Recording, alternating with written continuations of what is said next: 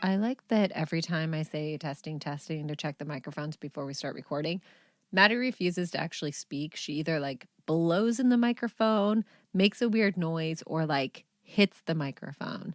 And then when I'm editing, I'm like, oh, like Yeah, no. it's always some kind of sharp noise. I'm like, thanks, Madison. All I need to know if my microphone is working. Is it plugged in? You know Blowing what into my Phoenix says? what? She says cheeseburger, cheeseburger, or some random 2 words instead of testing, testing. I'm like, As she should. why? Why say testing, testing? I could I do don't anything. know. I don't know why. I don't know. It's just funny that she like just makes up something different. Yeah, so also when we did our episode Vanished in the Georgia Wilderness, when we were talking about Christopher Thompson, we referenced or made a reference to a previous case that we thought had similar undertones to this case. Yeah. You know. We are sorry to the families, of course. I'm not sorry to anyone else personally. Just I know, the families. same. Just sorry for saying the wrong name for your loved one who's missing. And I know that both of those cases are still unsolved. And wait, is the All of them, all 3 cases are unsolved. still yeah. unsolved? Mm-hmm. Which is always terrible. We hate the unsolved cases. Well, I just hate that sure. these families don't get any closure. You know, your loved one's missing. I know. You're never going to know what's going to happen. You're probably going to die not knowing what happened to your family member. And I think that that's horrible. Anyway, hopefully everybody's having a great week. This episode is going to be a couple days late because we just didn't get it done.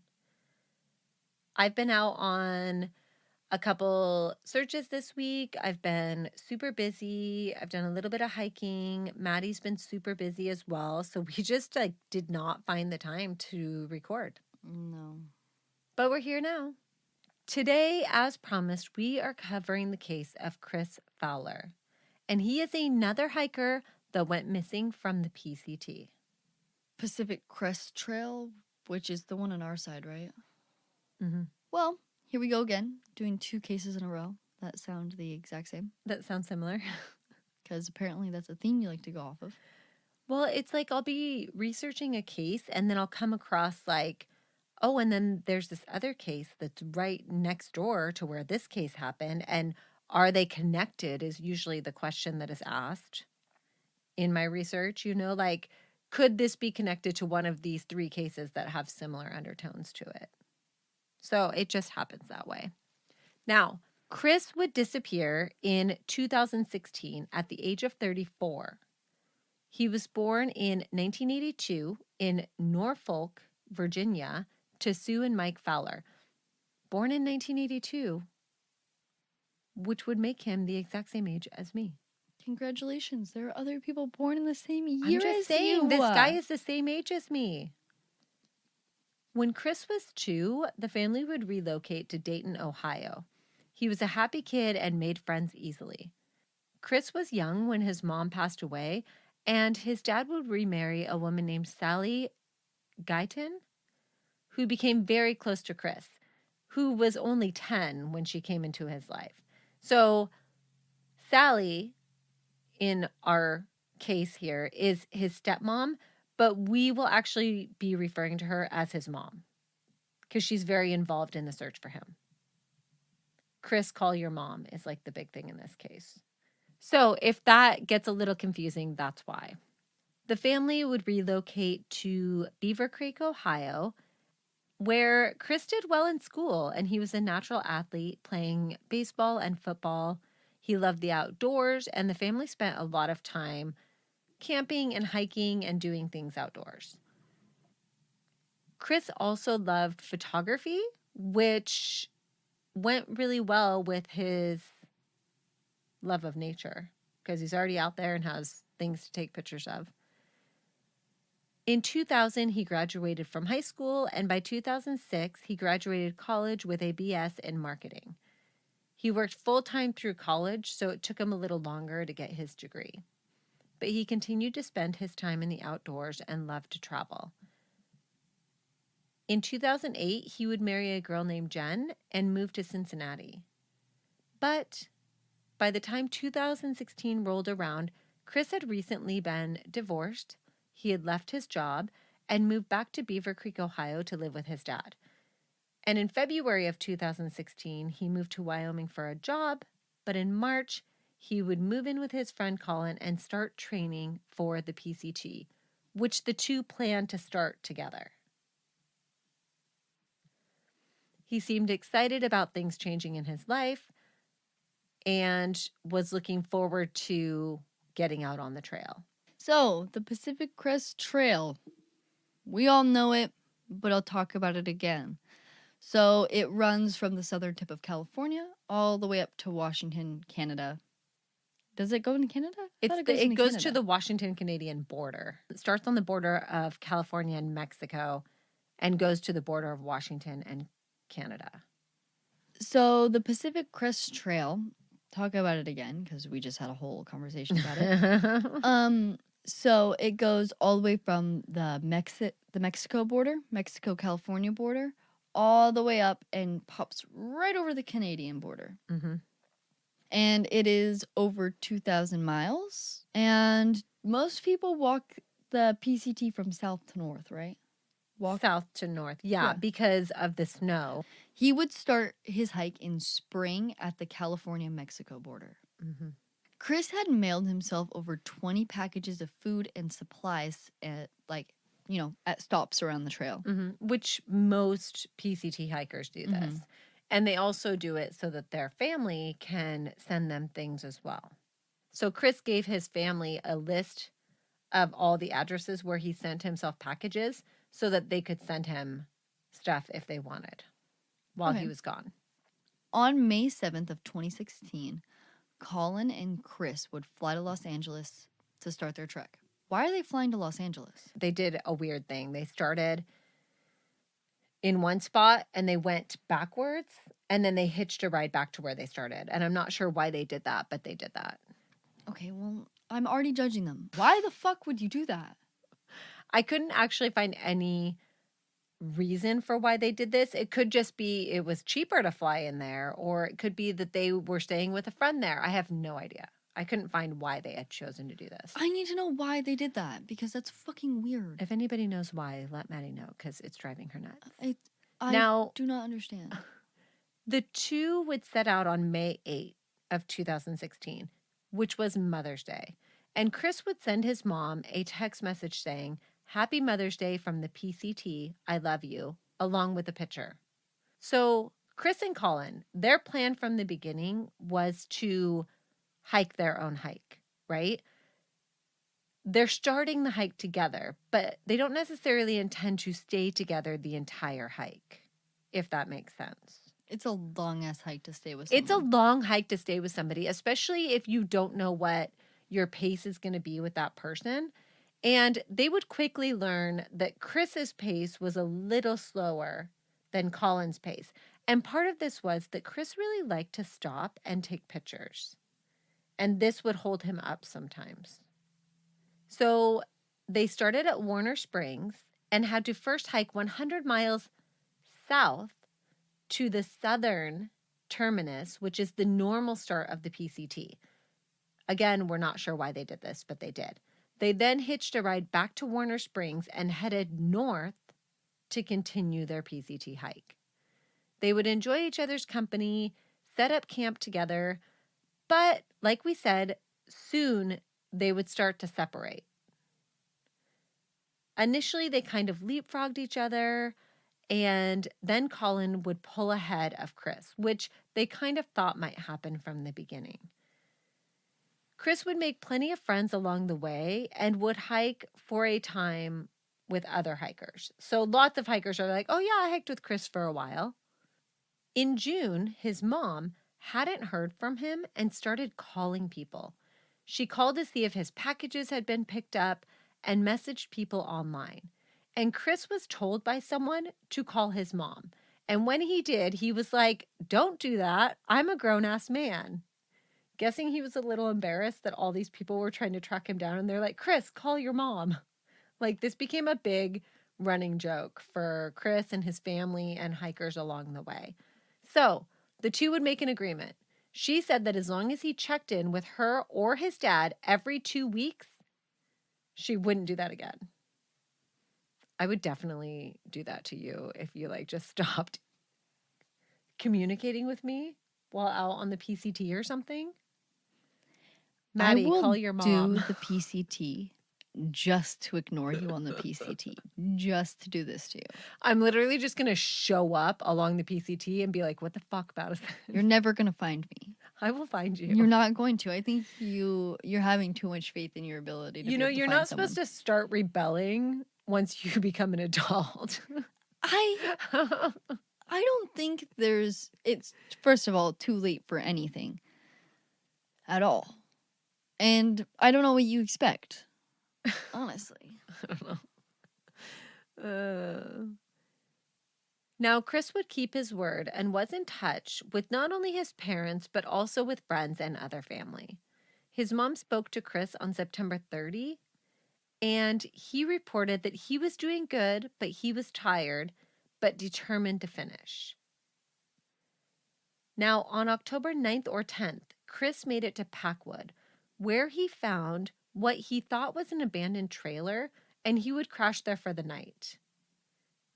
Now, you might think this sounds a little ballsy, but there are actually a lot of places along the PCT where people crash. Remember we talked about Mike's place where he's got trailers there and people can crash there? So, turns out this was not an abandoned trailer. And in the morning, Kris went to go and get coffee and food, and the owner of the trailer came home and found Kris's backpack and actually called the police. That'd be so embarrassing. Kris would apologize profusely, and Marilyn, the owner of the trailer, would make him a meatloaf sandwich before he left, and they actually got to talking a lot, and Kris ended up staying another night. And she tried to convince him not to continue into the bad weather because there was a storm coming. He also asked for another meatloaf sandwich because he was so hungry and he'd been trying to avoid meat while hiking the PCT. And he said it was the best thing he'd ever eaten. I mean, who doesn't love a good meatloaf sandwich? I don't know. When Kris left, he headed into town. We know he went to the local hardware store and he bought a bundle of wood, matches, and some fingerless gloves. We know he went to the post office where he mailed something, priority mail for $7 and some cents. But we have no idea what he mailed or to whom. But he did pay $7 and some cents for a priority mail item to be sent off. He went to Cracker and Barrel in an attempt to find a new phone charger. Crack and Barrel? Or Cracker Barrel? I think it's Cracker and Barrel. Crack and Barrel. I don't know. I thought, isn't Cracker and Barrel a restaurant? Cracker Barrel. Cracker Barrel. Isn't that a restaurant? It is, but it's not just a restaurant, Mom. What is it? It's a restaurant and a store combined. Okay. So it's probably Cracker Barrel then. So Cracker Barrel is like this really scary restaurant that you go to, and it's like a breakfast. It's like a southern breakfast place. Okay. And it's like usually outside looks like a old farmhouse type of look. Okay. And it's all wood, and there's like rocking chairs out front always, and like What? you walk in and it's like a little like storefront. Like there's all this candy, Okay. stuffed animals. Like it's almost like a tourist shop. It has Okay. all sorts of different things that are in this little shop. I was wondering because I was like, isn't Cracker Barrel a restaurant? Like, why is he going there to get a phone charger? It is, Okay. but there's probably phone chargers at Cracker Barrel. Okay. But either way, they did not have the charger that Kris needed. okay. An employee there, though, offered to drive him to the next town, but couldn't do it until the following day. But he really wanted to get back on the trail. She did give him a free burrito, and he made a call to an 800 number where he spoke for 20 minutes. But it was never determined who he spoke to for this 1-800 number. He then stopped at a gas station and spent about $3. We don't know exactly what he bought. Now, we know it is October 12 when Kris makes his way to White Pass. And we know it's around 3:30 in the afternoon. And the reason we know this is because of a woman named Julie Jenkins She reported, "My husband and I gave Kris a ride on October 12 around 3:30 p.m. We drove him from Packwood to White Pass." So Packwood is the town where he's going to the Cracker Barrel and doing all of that. "He seemed very eager to get back on the trail and wanted to get some miles in before the storm arrived. He had lots of energy, and I believe he had mentioned that he had slept in town the night before." He did. He slept in what he thought was the abandoned trailer. "We took a picture of him before he got on the trail, and he asked for my email info so we could continue to correspond." So as you can see, he kind of like makes friends everywhere that he goes. He's getting free burritos. People are giving him rides. Like, people really seem to like him. She said, "I've posted the picture we took on October 12th. Please let me know if there are any questions you have or if there's anything else we can help you with." Now, the picture that she took, he kind of looks caught off guard by it. Like, he doesn't look like he's ready for it. He's kind of got his hand up. He's holding an Ace Hardware bag, like a paper sack. He's got sandals on, which, by the way, is what he hiked the PCT in. They're like Tevas. He didn't have boots? No, he didn't like boots. He hiked in Tevas or sandals. They look like Tevas, but they're probably not. He's wearing pants. He's got a hooded long sleeved, what looks like a hooded long sleeve shirt on, and then a rain jacket over top of that, and a gray and blue beanie. You can see his backpack. You can see things sticking off of it. There's like a blue tarp looking thing. There's a pad. It looks like to me in the picture that they were talking. Like he's like mid-sentence maybe. And she was like, "Wait a second, let me get a picture of you before you go back on the trail." And she Right. just like snapped a photo of him. So good for her getting a picture of him. It's kind of crazy that there's actually a picture from the last eyewitness that we have to see Kris. Now, White Pass is in Washington. So we are in Washington at this point. And Kris is now less than 400 miles from the end of his journey on the PCT. I think it's something like 366 miles. And at this point, a pretty bad storm is about to roll in. Rain and snow are expected. Kris actually texted Amber, or Ultraviolet, which is a backpacker that he had hiked with, and he tried calling his dad, but there was no answer. And like I said, this would be the last known sighting of Kris. Hikers had actually started to flee the trail in order to avoid this storm, so there were even less people on the trail at the time. Now, at 5:43 p.m., Kris's phone signal would disappear from the satellite view. There's only one tower in this area, so they could not triangulate his exact location when this last phone ping happened. But either his phone dies at this point or he leaves the area where there is a signal. But we know he didn't find a phone charger. So I think either is very possible because in the White Pass area, reception is really spotty. Now, by the end of October, so that's October 12th, right? By the end of October, his family is getting concerned because they had stopped hearing from Kris, even though he had been consistent with checking in since he had made the deal with his mom. Another thing about the Washington section of the PCT, it is a lot more isolated than the rest of the trail, and cell service and towns to stop in are much more sparse. So you're not coming across towns and stores and places as often on the Washington side as you do in the rest of the trail. The trees are really dense, the terrain can be very difficult, and cell service just isn't what it is everywhere else. Which is why Maddie and I never have service when we go hiking. Now, Kris's mom reached out to Amber, or Ultraviolet, because he had told his mom about her, because the two had actually spent a couple months hiking together. So they spent a long portion of this trail together. Amber described him as funny and stubborn and a smell the roses kind of hiker. She had left the trail in the beginning of October, so not long before Kris went missing. Because of the coming weather and the fact that she had been homesick for a while. And before parting ways, she made him promise to activate his spot tracker, which he had been carrying his entire hike but had not activated yet. That kills me. It kills me. Now, a spot device cost about $400. He had gotten it as a gift from one of his family members. And the activation fee is about $100 a year.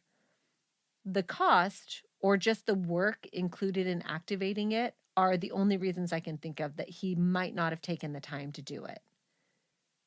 Plus, he'd made it this far without needing it, but he was still carrying it. But he was very focused on getting his phone to work and maybe thought that this was a priority since his map was said to be on his phone. Right? So if he's focused on trying to get a charger that works for his phone, he's trying to get that working, maybe the spot device just became a second priority. Regardless of the reason, he would not keep his promise to Amber, and his spot device was never activated. Ugh. But she had kept in contact with Kris and said that another hiker had given him a tent recently, which was a relief to her since he had been using a hammock thus far and was approaching not only colder weather but snow as well. The tent had come from another hiker that was actually leaving the trail in order to avoid the bad weather.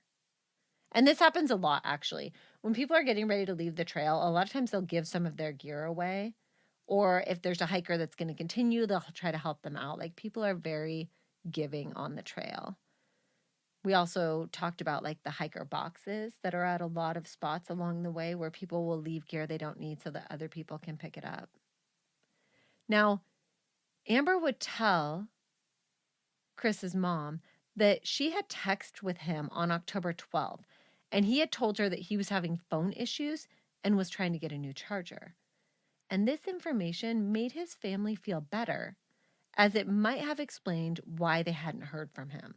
So they're like, okay, we haven't heard from Kris, but he's in Washington, and we know he's having phone trouble. So that could explain why we haven't heard from him.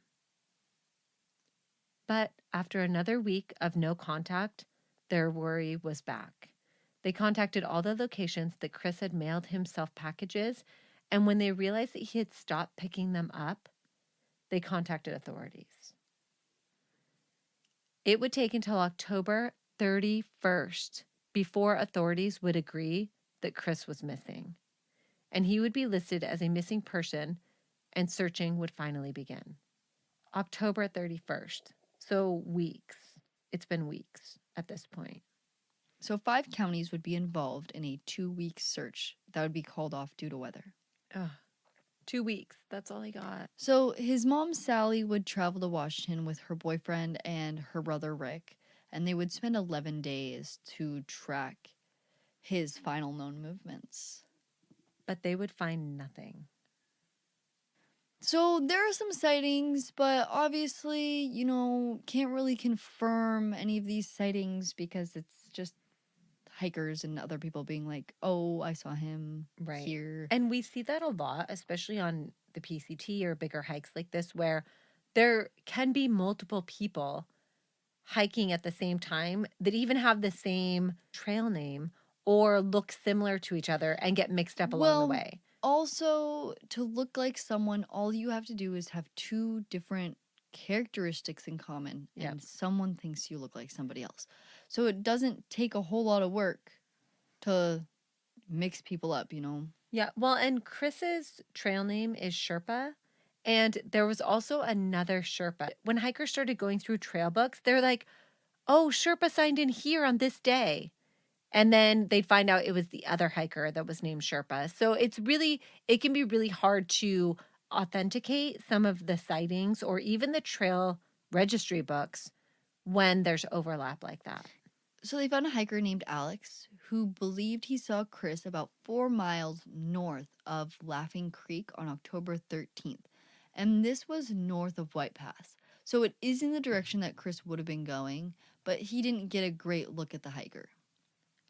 Right. I think if I remember correctly, I believe he had been in his tent, heard somebody approaching, popped his head out of the tent and saw the hiker going by kind of thing. So he didn't get a great look and he didn't talk to him, but he matched the description of Kris, and it would have been in the area around the time that he would have been there. Who else can match the description of Kris? 20 million other hikers. Anyone who slightly resembles Shaggy from Scooby-Doo falls underneath this description. It's so true. It's so true. Of this man. A bartender in Greenwater said that she had seen Kris on the 14th of October. She said that she had offered him a free sandwich, which he turned down. What hiker is going to turn down a free sandwich? He just got a free burrito 2 days before. Okay, I also don't understand why he would turn down the sandwich, but what if the place was really nasty and he saw something gross behind there and then she goes, "You want a free sandwich?" And No, he's like, I'm thinking he's still going to take the free sandwich. He's eating fucking dry food on the trail.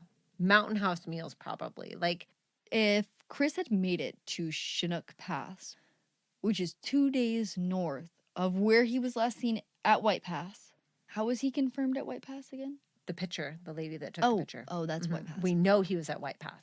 Oh, okay, gotcha. So he would have had to hitch 25 miles down State Route 410 in order to find himself in Greenwater.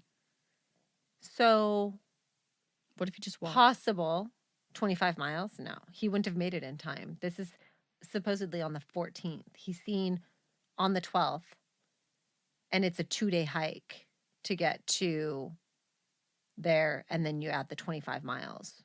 So a 2-day hike to get to where he would have had to hitch 25 miles to get into town. So maybe he wanted to get into a town in order to find a phone charger. Okay, possible. But choosing to go 25 miles, hitching a ride, and out then, of the way, and then not taking the free sandwich would be weird.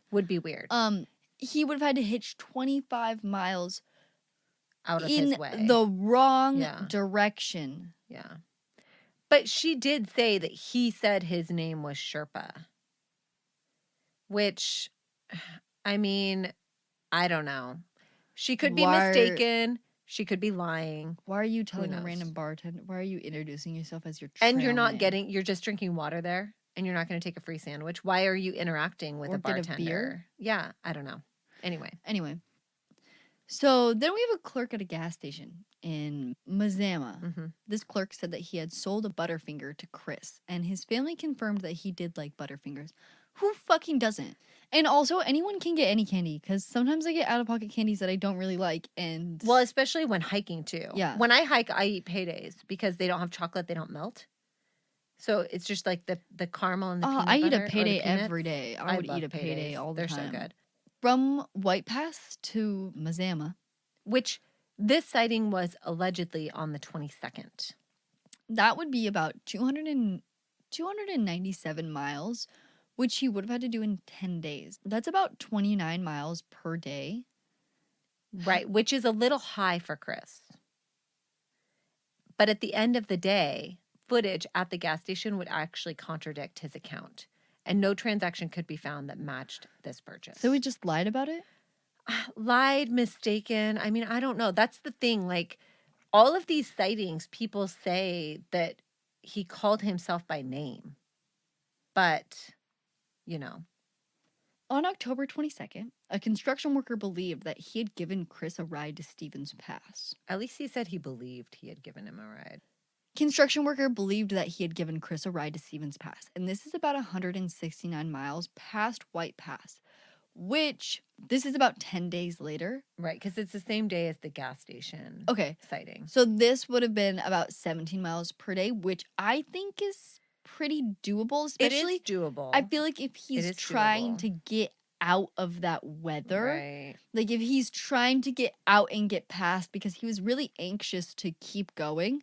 So he might be trying to go faster, especially because he doesn't have fucking boots. I know It's cold up he there. also though didn't want to skip portions of the trail. So I don't know. I feel like this sighting could be yay or nay. I'm It could not have been really another sold either way.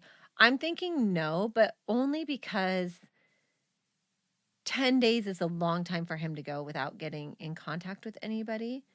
It's like the gas What if station his one. phone's dead at this Right, point, but though? he's at it's like the gas station sighting. If he's at a gas station or he's at a bar or he's wherever, why would he not take that opportunity to contact somebody, be like, yo, my phone is out of service? Not to mention, he would have come across other people, right? Like, he could have messaged somebody. But the truck driver wouldn't have been, the construction worker wouldn't have been able to, there would have been no, they couldn't have done anything. There wouldn't have been service at No. that junction, yeah. Now, the next sighting we have is the bear hunters, and this one has lots of opinions about it. So, 2 bear hunters on or around October 22nd, same fucking day, said that a hiker came up on them and that they talked to him. They described his clothing in detail, but this would have been after they came forward after the missing poster had already come out with his clothing and gear on it. Now, I also read that the 2 hunters posted pictures of themselves at a football game the same day that they claimed to be hunting and encountered Kris. Congratulations. You just lost the tip of your fucking finger. Also, it should have taken him 2 to 3 days to get to this spot, but their sighting is 10 days after he was last seen. So this one is even closer to where he went missing, but it's 10 days later. So, I have a question for our hunters out there that are listening to this, because I know that someone, at least one person listening to this, is a hunter. Do you go to football games the same day you go hunting? Or are you kind of like hunting all day? All day, yeah. Do I have a misconception about hunting? Not to mention, where's this football game? It's probably not close to where they're hunting, obviously. Now, say he did leave the trail to dry out, get some supplies, get out of the weather, take a couple days off, and then ended up in this place. Why wouldn't he have contacted somebody in that time frame, right? Anyway, there are a lot of counts for and around the 22nd. Could there have been a Sherpa lookalike running around by this stage in the hike? Yes. Yes, there could have been. So, to Maddie's point earlier, like, was there a hiker in the gas station that day? Was there a hiker in the bar that day? Even though the bartender definitely said that he said his name was Sherpa, could she just have remembered it that way once seeing the flyer or hearing about the missing hiker? I don't know. I don't want to call anybody a liar, but now the town of Mazama, where the gas station clerk claimed to have seen him, is one of the locations where he had mailed a package. When the family checked to see if the package was there, it was not. But there was no record of Kris signing for it because they usually run off the honor system. They were also unable to find his next box from Snoqualmie. So we do have 2 of his packages that are missing. But there's no footage or record of he himself picking them up. Now, could his boxes have sat there for a couple weeks and somebody else taken them? Possibly. Or could he have made it to those next 2 stations before disappearing? Also, maybe. But we also know that the gas station attendant was mistaken. So I find that a strange coincidence. Don't you? Yeah. Now, if Kris had continued and picked up his boxes along the way, he may have been able to avoid leaving a paper trail, but then where did he go? Also, just to prove a point about, I'm not saying that Kris is like a not unique looking man or like anything like that, but all I have to look up is man hiking PCT. Yeah. All I have to look up online, and I've already found one 2, Like many hikers that look like Kris. 3. Yeah. Tell me that doesn't look like Kris That in a could- baseball That cap. could definitely be Kris. Yeah. Like, so Maddie literally just pulled up some random picture of a guy, and he's got a hat on, and he's got like a thing around like his neck. like a sunshade. Yeah, and it literally could be a picture of Kris, but it's not. But like, yeah, it'd be so easy to mistake. Now, the Yeah. one thing that did make Kris really stand out was his sandals, but none of the witnesses said he was wearing sandals. Yeah. Which to me would have been like, well, also, thing. if you are around the PCT, you probably do end up seeing a lot of hikers in their sandals, especially when you go a little bit off of the PCT, I feel like. Well, I don't know about the PCT in general, but I'm thinking about hiking in general. I feel like, you get off the trail, you're not hiking anymore. You're going to take throw those your fucking sandals boots off. off. Well, there were times when we were in Europe where when we got to like a road or something, we would take our boots off and throw our sandals on just to like air out our feet. I took my boots off quite a bit. Maddie took her boots off more than I did. I was getting really bad heat rash underneath my boots. It was actually horrible. Yeah, her boots didn't vent as well as mine. But like, you do take your boots off, but we're dealing with like bad weather too. So I don't know. There were, of course, psychics that came forward. Naturally. In the book Trail of the Lost, which we talked about in our last episode as well, Kris's mom, Sally, received advice from more than 25 psychics. Some said that he had died due to a fall. Some said he was in a tent buried in the snow, hidden in the trees, at the bottom of a cliff, under a bridge, being held captive. One said that Kris came to her in a dream saying, I hiked over 2,000 miles all the way to Washington, and I made such a rookie mistake. So, psychics coming forward, they did look into as many of them as they could. I mean, I imagine not all of them could be. We've definitely, in some of the cases that we've like gone searching and looked into, we've had things like that come up where people are like, here is the GPS coordinates. They're within 4 miles of this whatever. And you can't follow up on everything. It's not possible. So theories in this case are very similar to other theories that we had in the Kris Sylvia case, in the David O'Sullivan case. Like, they range from foul play to disappearing on their own to cult farming to simply lost in the woods. Now for the foul play theory. So could Kris have run into someone that wanted to harm him? I mean, we can never rule out foul play. We really just can't. You never know. We've had hikers murdered for their gear in some of our cases. So you can never fully rule that out. No. Did he take off? He was nearing the end of his journey. Could he have been struggling with it coming to an end? He seemed to be in really good spirits. He was really close to his family. I don't know about that. Why in every case when we get to foul play, why are we always talking about pot farmers? Because that's like one of the main theories in the woods is people coming across pot farms. I was talking about that with one of the people I was hiking with last week, because when we go out on searches, we're kind of in the woods, like where you might actually find something like that. But do people think that there's like pot farmers like growing pot farms right off of the trail that people are accidentally wandering into? I don't know why that theory always comes up. And we were actually just laughing about that. A couple things. Alpine Science did like a little thing on some of these sightings or theories. So they basically said they believed that he was off trail somewhere between White Pass and Chinook Pass, a 28-mile section. How far off trail is the question? So basically saying that they believe he's between White Pass and Chinook Pass, right? And they just think that he's off trail, but they don't know how far.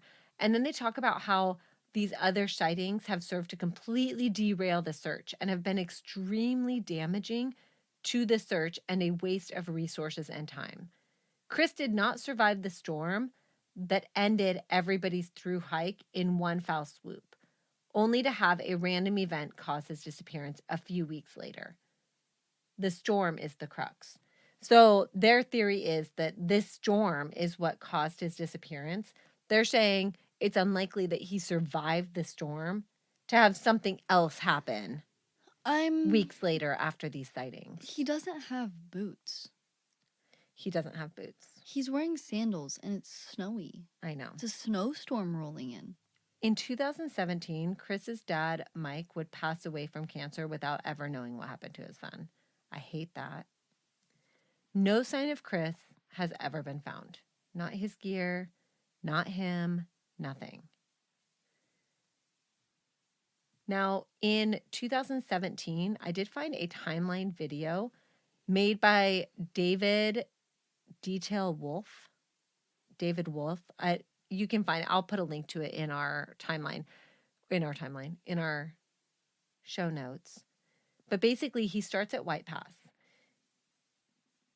He does note that he had sporadic service. He had Verizon, and so did Sherpa. At 9 miles from White Pass was one such place where he got some service. But we don't even know if Sherpa's phone was working by this point, right? Now, at mile 23048, he comes to a campsite. And if Kris had kept going, it would have just been getting dark by the time Kris reached this area. So if he had made it 23 miles that first day, this would have been like the first good place to camp. But I do like that he does videos along the way so you can kind of see what the terrain looks like, although the weather is better when he's there. Mm-hmm. He also does, this is what time it is for me, but this is what time it would have been for Kris, because he doesn't start the hike at the same time as Kris. He starts in the morning, not in the afternoon. It would have been getting dark, and he would have been very wet by this point. And all of the campsites in this area are a little bit exposed. So he wouldn't have had any good cover if he did make it to this spot. The next morning would have been miserable. It rained all night, and on the 13th, it was even worse. Laughing Creek Water Trail was about 5 miles to the road where he could have hitched out. So in this area, he could have gotten to the road with a 5-mile detour, which is downhill and half the distance that it would have taken him to get to Chinook Pass. So one of the theories that this guy had was maybe he decided to branch off at this point. Like, he thinks that's one of the more likely areas that Kris might have gone to. But he shows a lot of the terrain in the video, which I did like. In 2018, a northbound hiker came across some abandoned gear. He took pictures and sent them to Sally. It was a blue tarp, a sleeping bag, a foil emergency blanket, some dehydrated food, and a sleeping pad. He even sent a GPS of the location of the gear. It appeared to have been out there for a while. And this was near Spectacle Lake, which is about 118 trail miles north of Kris's last known place. This would match the sighting from a trail runner in 2017. So a trail runner had thought they saw Kris in this area that came forward in 2017. The tent and pad matched the colors of what Kris was carrying. And when examined, it was determined that the gear did not belong to Kris, though. There was a couple things that I kind of wanted to address in what we've listened to so far. One was the 1-800 number that he called for 20 minutes. And I was thinking, could this be him trying to set up his spot? So when I look up the spot activation number on their website, they have an 866 number listed, which I think is the same as an 800 number, but I don't know if it was specifically an 800 or an 866 number that was called. If his device wasn't in reach, their number is an 800 number. So could that have been who he was trying to call? Maybe. Or it could have been like his cell phone carrier too, if he was having trouble charging his phone. I honestly don't know. It is weird to me that he had a 20-minute conversation, though, with an 800 number, and we don't know who he called. So one crazy thing that did happen while Kris was out doing this hike, he's actually interviewed by a Korean film crew while on the PCT. They were filming hikers all over the world for a documentary called Journey on Foot, and they filmed many PCT hikers in 2016. When they found out about Kris being missing, they actually sent his family and authorities the unedited film of their interview with him. which is such a cool thing to have. I'll post a link to the video, but in the video, his hair is messy. It's morning. He's obviously not a morning person. But he talks about his experience this far and how he got his trail name. He talks about why he prefers to wear sandals on the trail. I just think it's really cool that they have this footage. And they taped him for a really long time. Like, they have him on video brushing his teeth, doing yoga, packing up his bag. He's like, I'm going to go take a shit now if you guys want to get that too. Like, they videoed him for a long time. He comes off as a very genuine person, I think, in the video. Another thing, you can find notes, signs, and even stickers on the PCT saying, Kris, call your mom. Like, they're everywhere. Sad. Ugh. But yeah, that is the story of Kris Fowler. It's not super similar to Chris Sylvia because he was only hiking a section of it, but it's similar in the way that they both just kind of vanished. But at least with Chris Sylvia, his gear was found. With Kris Fowler, nothing has been found. So weird. So weird. So yeah, we are going to hop over to our bunker talk. We're doing our bunker talk on both cases. Let us know if you have any thoughts on this case, and we will talk to you guys soon. 1, Bye. 2, 3, 4.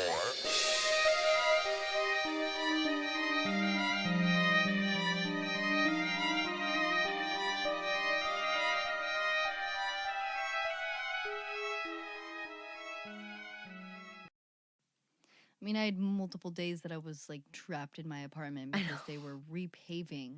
I'm like, Madison, where are you? She's like, I'm trapped in my apartment. They're repaving the parking lot. I'm like, what in the fuck? Yeah, I got it. So the day, not the day that we were supposed to record, but the day before that was the day they started paving on my side of the complex.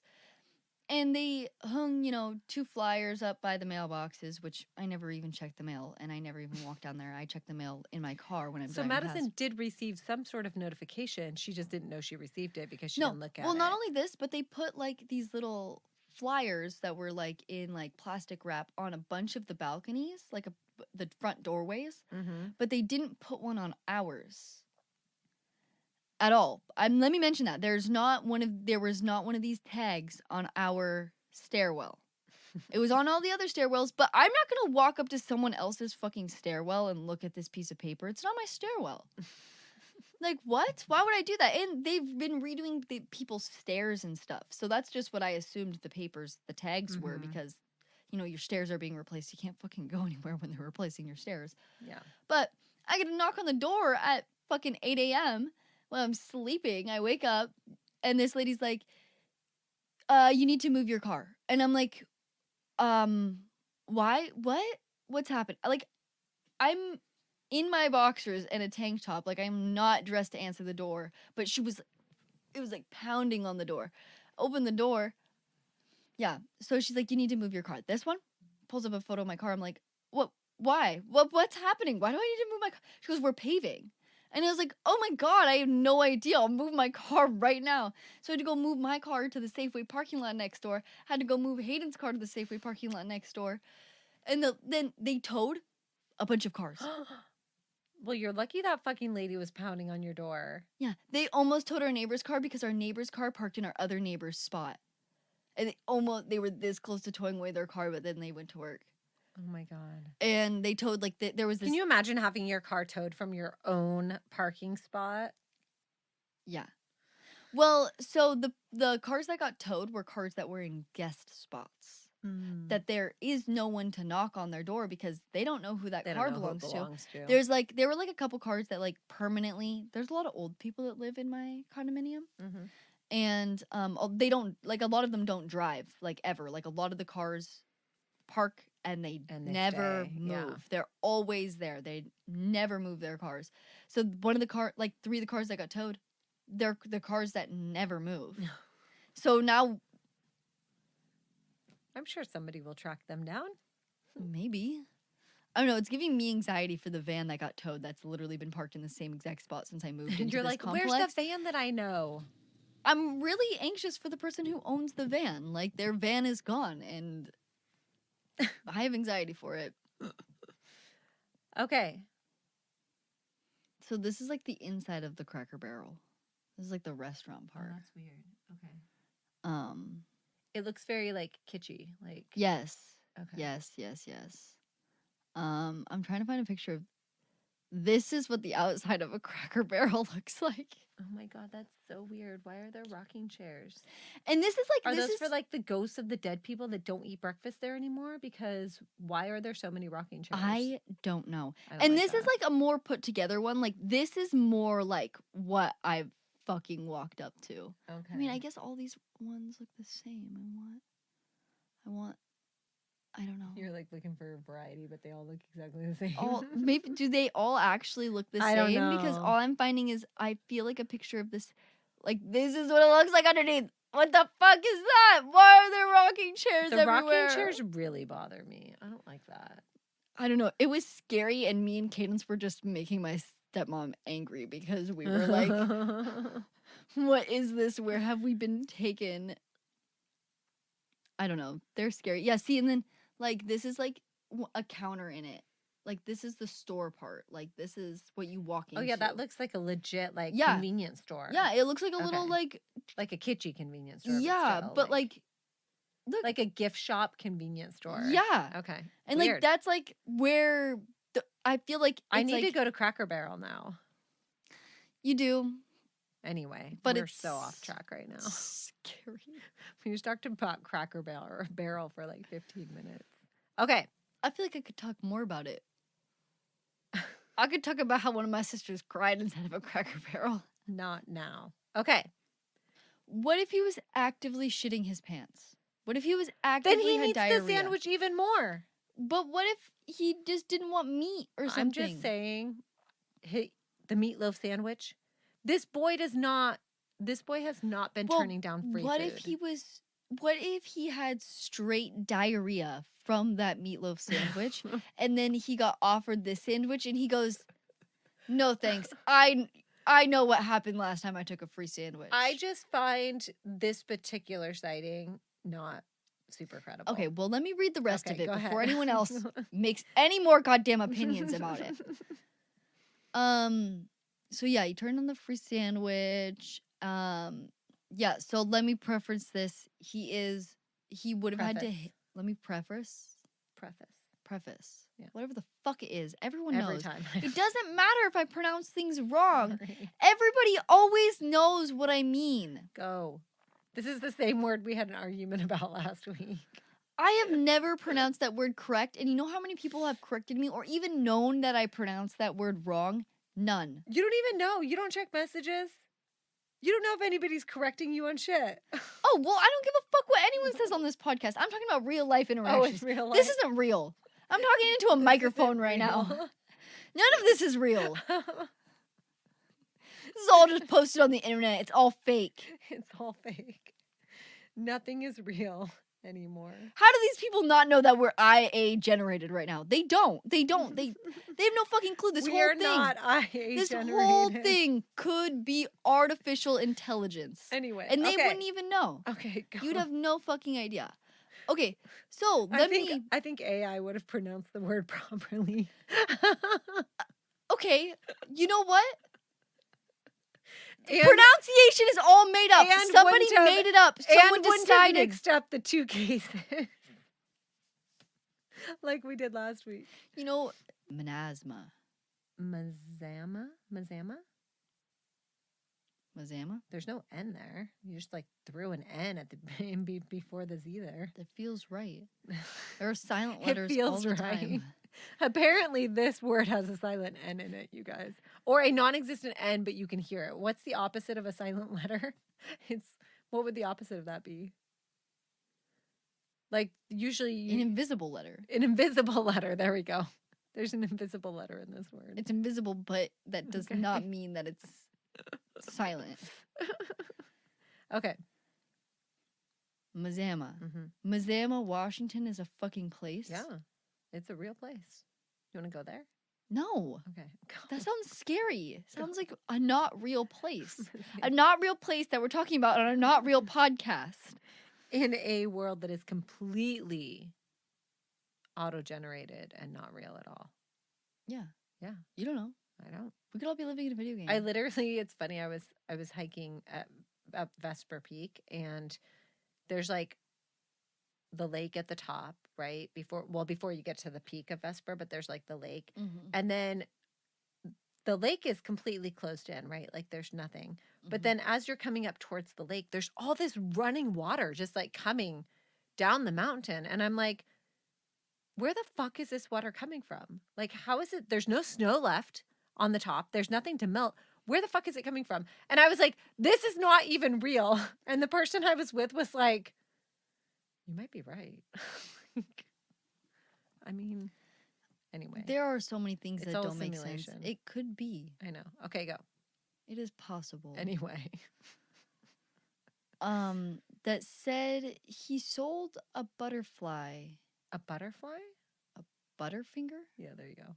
I was thinking a butterfly knife for some reason. Oh, With that G in there. I don't know. My brain jumped ahead. more invisible letters. I have mentioned this on the podcast before. I don't think I actually know how to read. I fully think I have just memorized a lot of words and like what they look Oh my like God. without actually having the capability of sounding out and reading. I can't even relax when Maddie's reading part of the script because I have to be watching the script to make sure she's not just making random shit up in the middle of it. As you should. I feel like you're still surprised about I this. know. after I all don't of know this why time, I am. and I don't know why. I was recording a trip report with Phoenix yesterday. It was like a hike that I did. She wasn't there, but she was like down here. And I'm like literally talking or saying something and she's like, "You got that one wrong." And I'm like, Good shit, Phoenix. "What the fuck?" A round of applause. So anyway, the 8-year-old officially like reads the script better than you do. The 8-year-old has the capability of reading. It's almost like you have one kid that has severe I dyslexia, know. and the rest of them, for some reason, don't, And are super smart. and super good at fucking reading. You know what candy I wouldn't eat? What? Three Musketeers.